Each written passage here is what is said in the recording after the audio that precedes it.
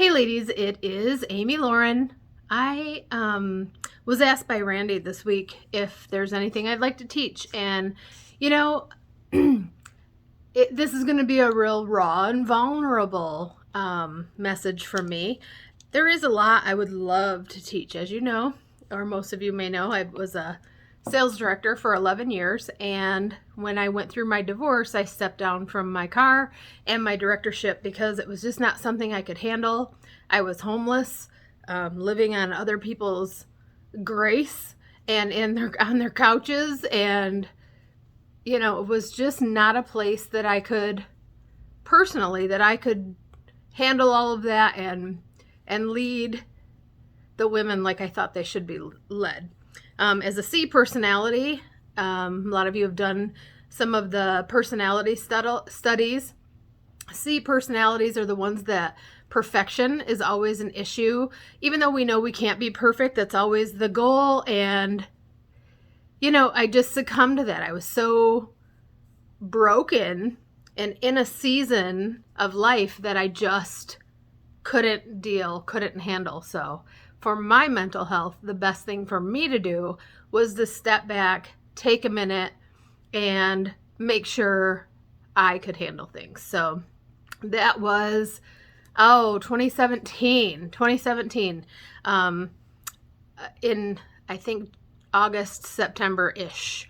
Anyway, so here we are. That was a long time ago. You would think by that, in that meantime, things would be different. And you know what? I thought so too. And sometimes that season doesn't turn out the way you thought it would. There have been so many different things that have happened. And for those of you that are really close in my life, and you do know that, all of the things, it just happens. So as vulnerable as this is, it was funny that Randy asked me to teach last night, and today I went to a women's Bible study, and just in the middle of the women's Bible study, I opened up a new clean, fresh piece of paper and just started taking notes furiously of what I wanted to share with you guys today. So if you don't mind, I would love to just share some things. And I want to preface this by saying this is all from personal experience. This is all from, like I'm preaching to the choir. So if I say something that hurts your feelings, I apologize in advance. But I guarantee you it hurt my feelings first. And sometimes when we have to look in our mirror, we don't like what we see sometimes. And with all kinds of love, I want to share this message, and hopefully this hits you in the heart so you know that it came from love. And I hope it hits you in your head so that you already know the solutions. So all right. Anyway, I have to put glasses on because now I'm old and I need glasses to read. So there. All right. One of the things we were learning in our Bible study today was the time of the Israelites, that they were in exile. So Pharaoh had taken them all as slaves, and God delivered them and took them into the promised land. However, they didn't do what God told them to do. So Babylon came, and now they were overpowering them. And so they were in this season of in between. Like, they knew the promised land was coming. They knew God was going to reconcile them to him again. But they were in that land of uncertainty and not making good decisions for themselves. And the coolest thing about the study today is one of the scriptures. I'm sure I wrote it down somewhere, but I'm going to give you what I remember. One of the scriptures was God saying, he reminded them who he was. I am your God. I am the one that brought you out of exile. I am the one that's going to restore us. And it was funny because the leader of our Bible study today, she said, she's real cute. She's a 40-ish mom of boys. And she says, I won't name any names, but I found myself saying yesterday, I am your mother. And, and it was funny because it was kind of like God doing the same thing. Like, okay, I am the one in charge here. I have the authority. It was kind of the same thing. So for all you mamas out there, those days when you have to let that child know their place. But I really feel like God has to let us know that too. And we were talking about different books in the Bible and how people like, I think it was David was lamenting and maybe crying out to God, oh my gosh, and God let him feel all those feelings. If you're in a season of in between, you know what I'm talking about. Like, why am I here? How long is it going to be like this? Is there any relief? And we're just trying to be faithful. And one of the things that they reminded us is exile is not eternal. Okay? Exile is not eternal. And at the end of that exile, when God came and restored his people, it actually said in there, not everybody chose to follow God. In fact, only a few did. So, it made me think about, like, there are so many different circumstances that I think about this, that people choose to live in exile because it's comfortable or it's what they know. The fear of the unknown keeps them in something that's maybe not good for them, or the fear of the unknown is scary and unpredictable. So you stay put in the muck. And I always think of, like, there's one of my favorite songs when we sing at church is that God took me out of the miry clay and set my feet upon a rock. But sometimes that miry, mucky pit is comfortable to us because it's what we know. So, and when we're in there, a lot of times we act like we don't know who's really in control. And I hope that you can remember this woman saying, I am your mother, and God saying, I'm your God. In extreme cases, I always think of, like, my mind is going to, like, the battered woman who stays too long in a relationship and she stands up for herself. And sometimes she gets out. Sometimes it's favorable outcome. And sometimes it's not, you guys. Sometimes, I hate to even go down this path, but sometimes she's murdered for it. And I had this thought, I said, but what is more worthy of living for? What are you willing to fight for? Are you willing to fight for fear or faith? And it just comes down to it. He may not heal us this side of the grave, but be assured, he does heal you. That is an extreme case, that if a woman were murdered, her last breath here would be her first breath with Jesus if she's a believer. Okay, so in the whole study that we're doing, God, they're doing, like, it's like we're going through the whole Bible in 8 weeks. It's crazy. But it's just to show how ever since the fall of man in the Garden of Eden, how God has worked and had people reconcile him to them throughout the Bible. So I just wrote down a couple of questions because, I feel like sometimes we get stuck in the in-between times. We've had a little bit of success in our business, and then there's that season of exile or dry or desert or whatever. We all go through it. And what I always try to tell women is, exile is not eternal. I think last week Robin told us that a delay is not death or something like that. A delay is not, I can't remember what she said, but it was kind of the same thing. Like, God's delay is not his denial, forever. So fear or faith, you have a choice of what to live for, fear or faith. Are we living in exile in our Mary Kay businesses? Because that's not living. Are you not where you thought you would be? Hello, that's me preaching to me. Or it doesn't look like your neighbor. Like, maybe you're doing that comparison game between you and someone else. And I wrote down, stop acting like you don't know what you need to do to fix it. I can say that because I've not only done it for myself 8 million times, like that, pull up yourself from your bootstraps and start all over again, but I've helped other women do that. I've helped a woman become a sales director and be in a car. I mean, I know what to do. I'm not saying I don't know. And the answer, like God, hasn't changed. So I'm going to go over that with you in your Mary Kay business. I love in this business, this is one of my most favorite things, is to be able to incorporate my faith into my business. And I love to do that every single day because he's worth it. He is worth my time. If I find myself sitting down and watching TV and I can be like, oh yeah, I just binged watch on Netflix, the whole season of whatever. I always go, I wonder if God wants me to binge watch my Bible one of these days. You know what I mean? Like, give yourself a little bit of that conviction because he's more worth it than any TV show you're watching. Okay, so in your Mary Kay business, when I wrote down to myself, don't act like you don't know. Don't act like you don't know. And if you don't know, if you're brand new and you're seeing this, guess what? After I give you this list, you're going to know. You're going to know exactly where to start. You're going to know exactly what to say. You're going to know exactly what to do. You're going to know exactly what to study. This business, what I love about it is it's pretty simple. Pretty simple business, but it's not easy.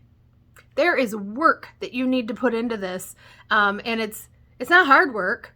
My recruiter always used to say, I get to play makeup and call it work. And she's right. We get to play makeup and call it work. But we still need to play makeup in order for it to work. So this is where we're going to start. Number 1, make a list of every single person that you know or know of with skin. That's it. They have to have skin. If they don't have skin, we really don't have anything for them. But make a list of everyone. I want you to imagine your son or your daughter is getting married. Who are you inviting? Plus, if you write this list now, then when they do get married, you'll already have the list. So win-win, right? So make out that list. Usually people can come up with 250 to 350 people for a wedding and they freak out going, who are we uninviting, right? Because no one wants to pay for that many people eating.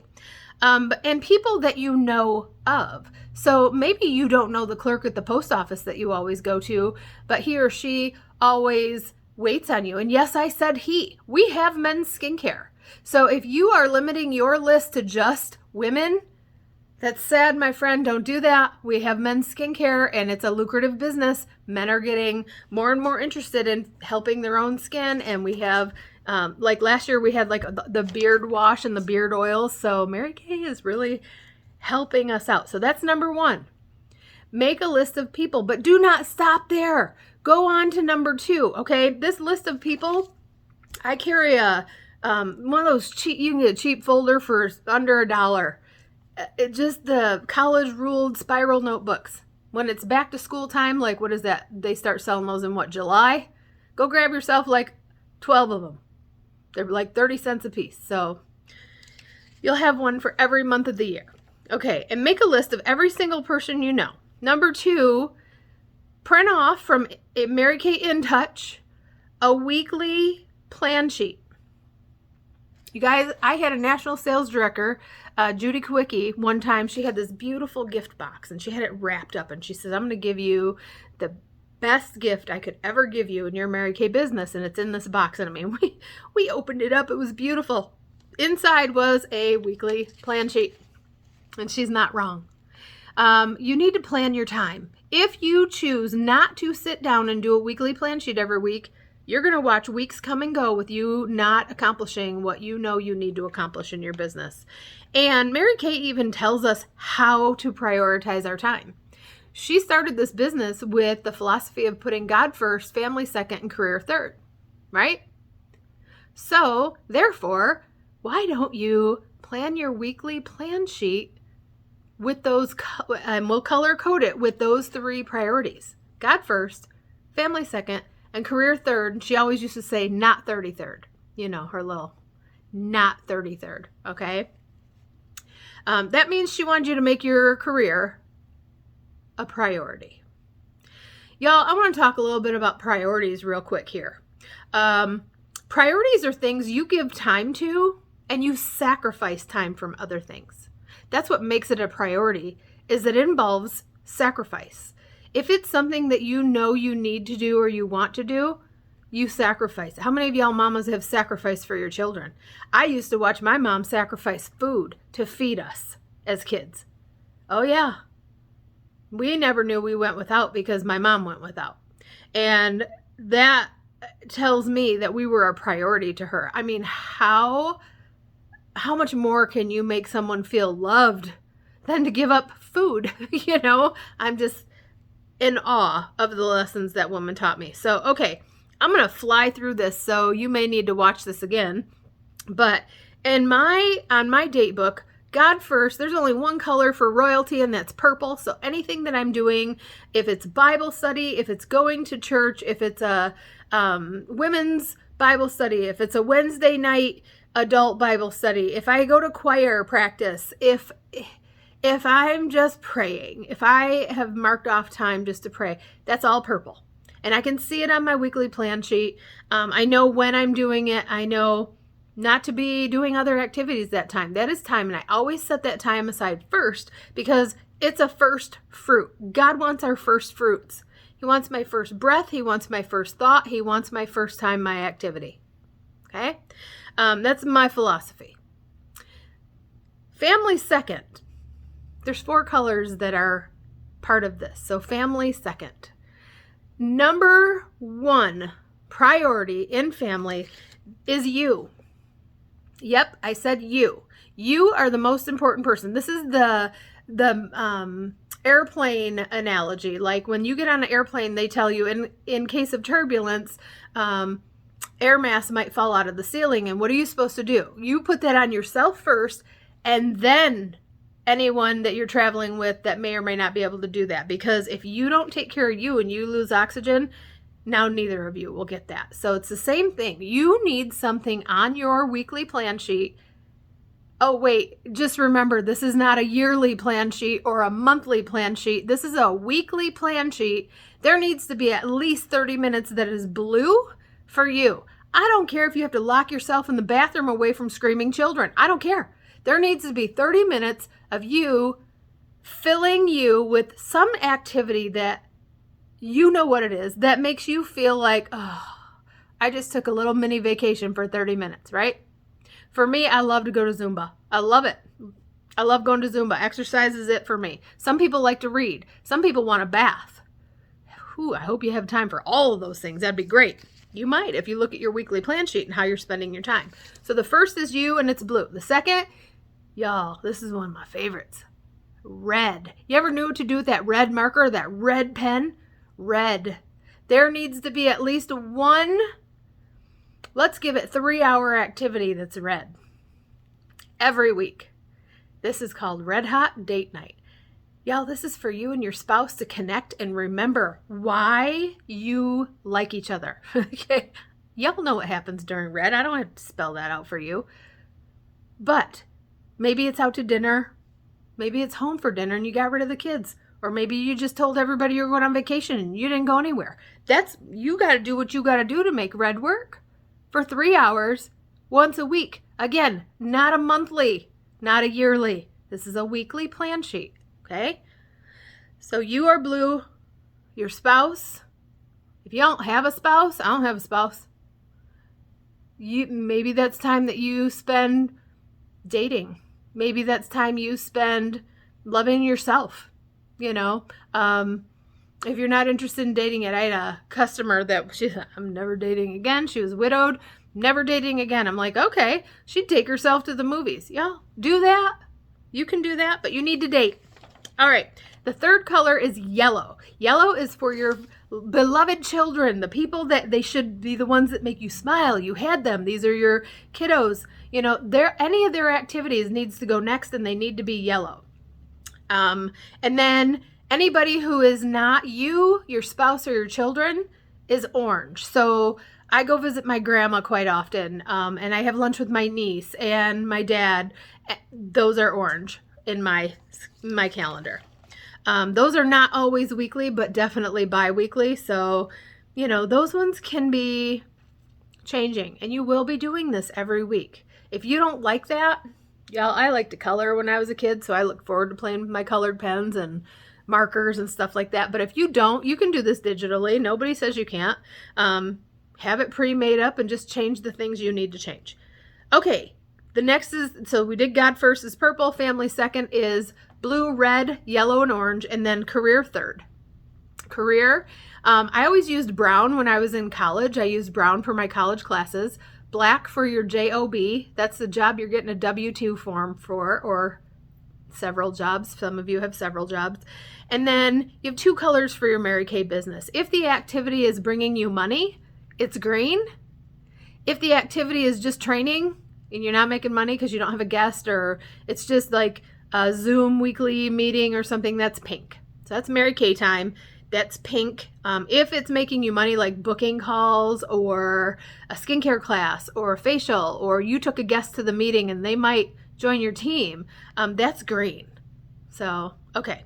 I know I spent a little bit of time there, but so there's 4 things that I know you can do to start your business. 1, make a list of people. 2, set up your date book. Okay. And in that date book, that weekly plan sheet, you're going to put down when you're available to do facials and makeovers. I don't care if you do them in person. I don't care if you do them on Zoom. Doesn't matter. But you need the times available, because anytime you ask somebody if they want to do a makeover or facial, the very first thing they're going to ask you is when. Or if she doesn't ask you, she'll tell you, well, I'll let you know when my friends can do it. She don't own this business. She is not in charge of your date book. You are.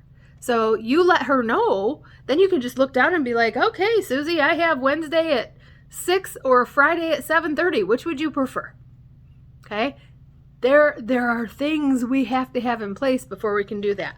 I will not spend time on this because I know Randy's going to. Number 3 is you need booking scripts. Those are the absolute perfect words for you to say to book your facial and or makeover. And what I know about this business is Mary Kay told us very simply, share the product and share the opportunity. She broke it down. So how do you share the product?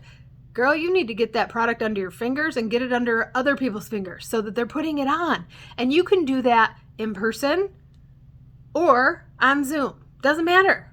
But we need to get them the product on the faces, right? And if we're not doing that, you don't have a business. If you have been in Mary Kay for so long and you're not seeing a profit, it's because you're not asking, you're not booking. Okay, booking is essential to this business. I'm telling you what, if somebody came in and said, you have 15 bookings, I just did it for you, how happy would you be in your business? You'd be so excited and looking forward to that. So you need to become a master at booking parties and booking facials and booking classes. And don't just say, oh, well, I asked 10 people.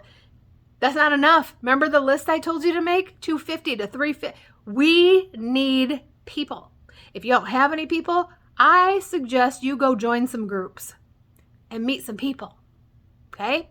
Online groups, in-person groups, whatever you need to do to become that person that's booking. Okay, and number 4, you're going to call, use the scripts, and fill in your date book. Simple as that. You're going to make the phone call, text, whatever you need to do. I find calls are way more effective than texting, but you may have different results. Any of them work. Outside of these 4 things in your Mary Kay business, everything else you're doing that's not on that weekly plan sheet is called creative avoidance. That's you falling into the fact that your circumstances are not a surprise to God. I've heard so many excuses, and they're all very legitimate. But if you are going to put God in such a small box that you don't think that he brought this Mary Kay business into your life for a reason, a season or a lifetime, whatever, without having a plan for you to actually be able to do it, that does not sound like the God I serve. Doesn't. And God hasn't changed his mind. Ever. Ever. He doesn't change. Okay? I always hear that if he brings you to it, he'll bring you through it. And I don't know where the scripture is. I meant to look it up, but it's something about, oh, somebody's going to find it. For when he has started a good thing in me, he'll bring it to completion. Okay? So I don't know where it is. I haven't memorized the scripture or the verse, but somebody smarter than me out there. In my Bible study, we have called ourselves image bearers because God calls us that. We are stewards of Him. We are stewards. This is, the biggest thing is like, y'all, it's not about you. It's not about me. It's not about you. It's about God, but it's through us. So if we need to make sure we're like aligned with His goals, because this is all His. There are people out there that like to lie to themselves and try to think, this is the life they're creating, and it is. He gives us free will, but He even tells you in His word that if you want blessing, love God and love others. Those are the two number one things. So anyway, as image bearers for God, we get to choose other people to do life with, and their dreams are attached to your dreams. Somebody out there is praying. Even if you don't have 350 people on your list, but let's say you got 100, there's somebody out there praying that it never crossed their mind they could be with Mary Kay, and her list is 1,350 people. And she's sitting on a gold mine, but she doesn't even know it because you were assigned to tell her about this business, but you chickened out, or you put one of your excuses in front of, oh, I'm preaching good right now. You put one of your excuses in front of your calling. I truly believe this starter kit is it's a vehicle. It's a vehicle for you to bless other people with. And if you choose, well, let's just call them what they are. The things that we put in front of our calling are idols. If you choose idols, that's choosing yourself, and you're going to be stuck in a rut. So if you're stuck in that rut, just ask yourself, where could I better be spending my time right now? Okay. So how long we choose our own excuses over what God has for us is up to you. I don't even want to say this out loud. Are you using your circumstances as your reason or your excuse? I've heard this put in a different way.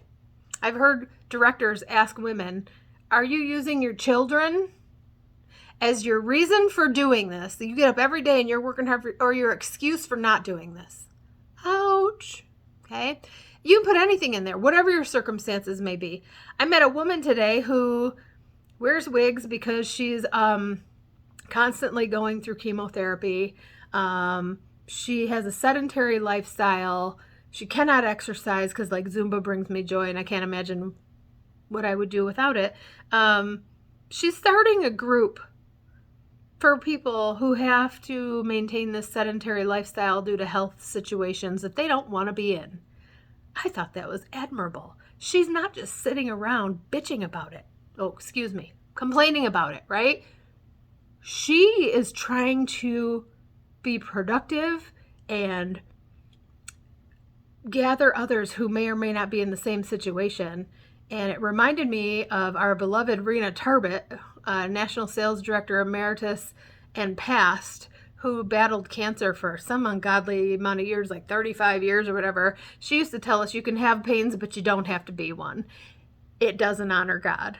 I love that. I love that. You can have pains, but you don't have to be one. We all have stuff that we have to go through and get over and move on. And you can have pains, but you don't have to be one. Okay. I started doing this thing, and I'll try to post a picture of all the verses if you're interested in that. What do you already know about God? Who does He say He is? Who does He say you are? I found it's crazy, like 40 verses or 50 verses, 100 verses, I don't remember, on who God says you are. And I love to read one a day and just remind myself who God says I am, because so many times we can tell ourselves stupid things about what He says. So what do you already know about Mary Kay? This is the most important. So those 4 things that I said before: make a list of people you know, do your weekly plan sheet, get some booking scripts, and then call and fill out your date book. Here's a couple more. And I'm going to finish this with a guideline that I know where to start for those of you that have been in the business for longer than a minute and just need to restart. Okay. You also need your flip chart. You need your flip chart. Let me tell you why. I know you high eyes out there don't like, I'm not going to read that thing. Fine. Act like you're reading it, because there's going to be C's sitting around your table that are like, I can't do that. I don't want to do that from memory. I'd have to take 6 months to learn her script verbatim, right? No, they don't. Use your flip chart. There's something called the 4-point recruiting plan. If you don't know what that is and you're not doing it, that's something you need to talk to your director about. There's a table close. There's an individual close. Those are things you need to educate yourself about. There's an interview. There is a customer system. Like, once you have customers, how do you follow up with them? We just went through some fabulous training with Kelly Hammett. So if you haven't been through that, it's free. Randy has it. Make sure you ask her for it. And then how to follow up. Okay, so lastly, I want to talk to you about, this is a formula that if you're not sure what to do, I'm going to show you. I want you to draw a triangle. Just a triangle on a sheet of paper. Triangle, okay? Yep. At the top, I want you to write numbers. The word numbers, N-U-M-B-E-R-S. My pen just died, so I'm just going to describe this to you. On one of the sides, I want you to write target market. And on the third point, write skills/systems. Okay, so under numbers, I want you to write this, like next to numbers, the number of new leads that you're getting, the number of new target market faces, the number of bookings made, the number of bookings held, the number of interviews, the number of new team members, and there's a note on here that says directors add number of unit interviews and unit size. So these are the things you need to track all the time, weekly and monthly. Okay? So that's under numbers. Yes, I know I said that fast. Again, I'll try to take a picture of this sheet and post that too, but you can rewatch this video. And then on the target market point, this is people who meet 3 out of 5 of these market statistics. Okay, 3 out of 5. They have to hit 3 of these to be considered our target market. So you really, you hear statistics in Mary Kay, like 1 out of 3 people who try our product purchase it. That's if you're in the target market, okay? If you're, or 1 out of 5 people who hear about our business will join your team.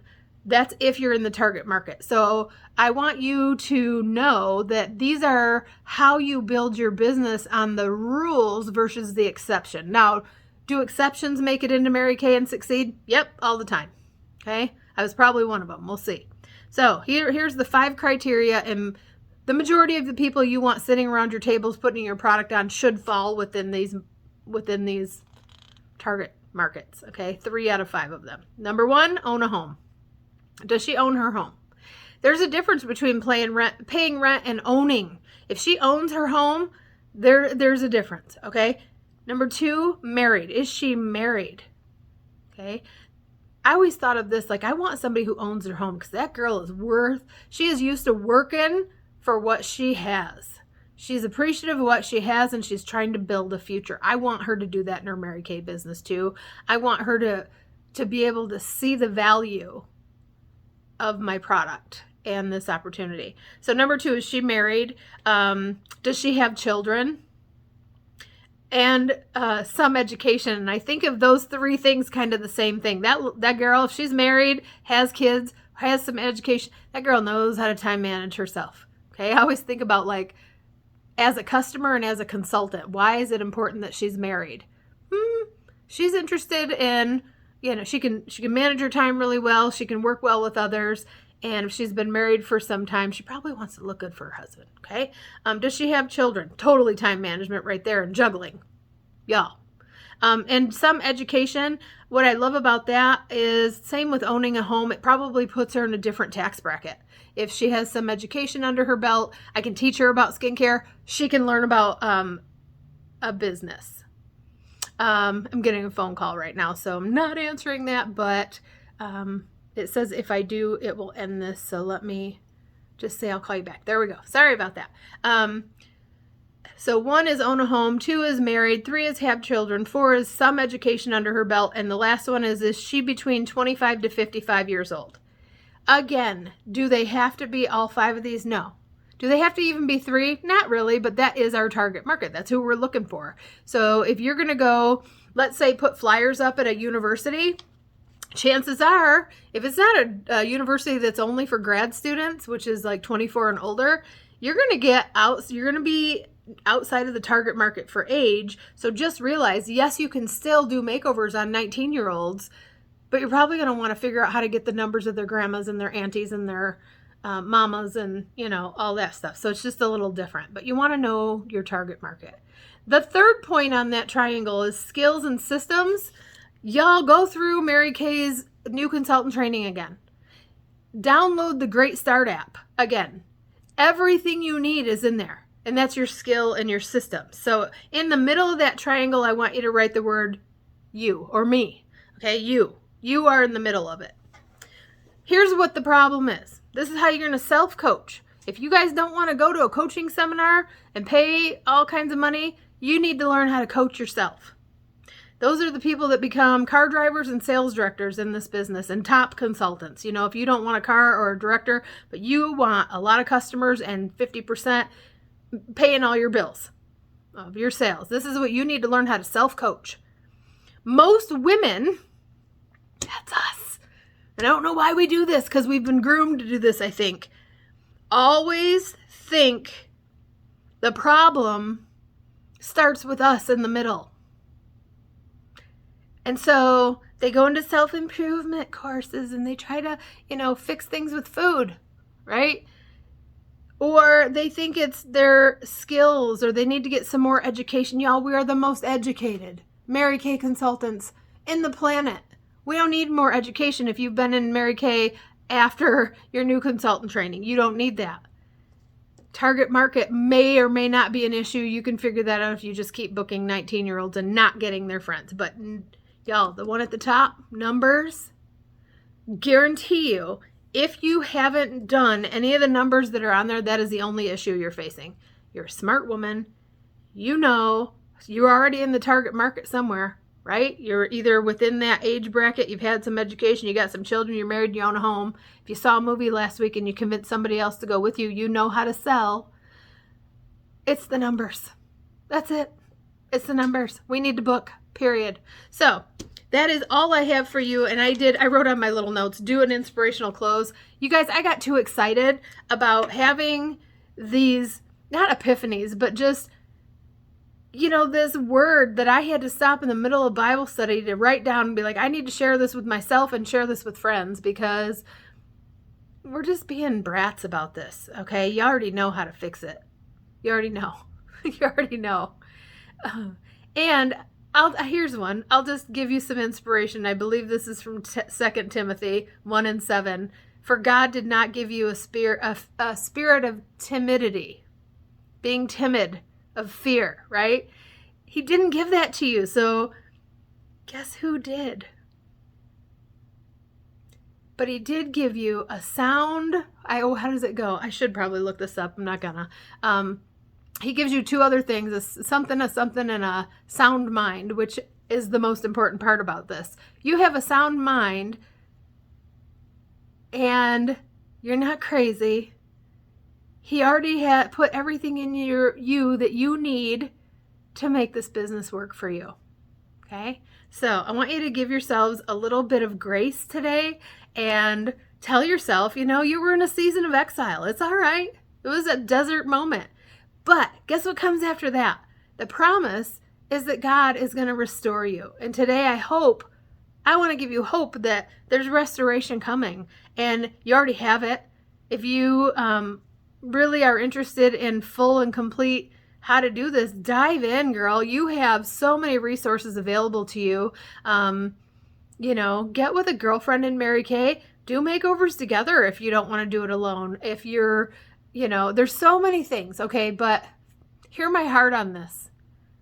You need to decide what's worth fighting for. Are you going to fight for your excuses? Or are you going to fight for your freedom? You know what I'm talking about. You don't want to be in bondage to your circumstances. I love friends that let me live with them. I love that, but I hate that I don't live in my own place right now. Okay, I will. It'll be very soon. But I'm grateful and I'm fighting for it. And, there just needs to come down to it. What do you want? What do you want out of this? Because that's an awesome thing that God does for us too, is he gives us free will. And no one can force you to want something you don't want.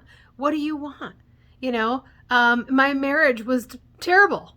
I didn't want that anymore. And I did approach my ex-husband and say, do we want to change these things? And he wasn't interested in change at all. And in fact, it got worse. So I fought for it. I fought for my life and I fought for my freedom. Now I'm free and I'm fighting for my Mary Kay business back again. So I hope this is inspiring. I hope you learned something. If you have any questions, please reach out to your sales director, Randy Lincoln. And she's pretty much taught me everything that I needed to know to start a Mary Kay business. And I will tell you, is that C personality. Yes, I did listen to her stuff and write it all down because I didn't know. You just needed to use your flip chart. That's why I say that. You can ask my recruiter. I was doing an internship in Seattle and I had to take the park and ride, which if for those of you know, it was an hour drive to the bus stop and then an hour ride from the bus stop into the city. So that's when I listened to all the training that Randy did and I wrote that out verbatim. Took those notes to skincare classes and actually did my own flip chart. And then Mary Kay came out with a flip chart. So thank you, Mary Kay. So we have that. Just want you to know it's available. You don't have to memorize all that stuff. All right. Thanks, guys. Have a great night.